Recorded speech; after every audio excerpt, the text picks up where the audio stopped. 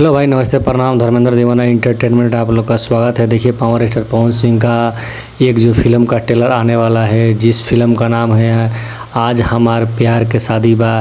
ये फिल्म बहुत बढ़िया और बहुत अच्छा है। ये फिल्म का फर्स्ट लुक है, ठीक है।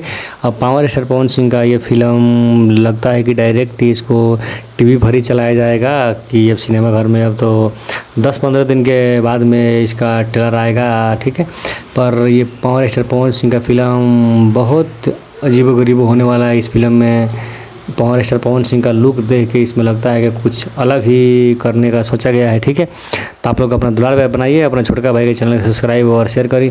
और पावर स्टार को पोस्टर ही कैसन लागल आप लोग कमेंट में बताइए और चैनल को सब्सक्राइब और शेयर करी। पर ये फिल्म बहुत खतरनाक और ब्लास्ट होने वाला है। आप लोग दुलार पर अपना बनाइएगा। ट्रेलर को सब्री से इंतज़ार कीजिए। 10-15 दिन के अंदर में इसको लग रहा है कि ट्रेलर आ जाएगा, ठीक है। ट्रेलर आते ही आप लोग हम लोग कंफर्म करेंगे, ठीक है। तब तक के लिए चैनल को सब्सक्राइब और शेयर करिए। जय हो पावर स्टार।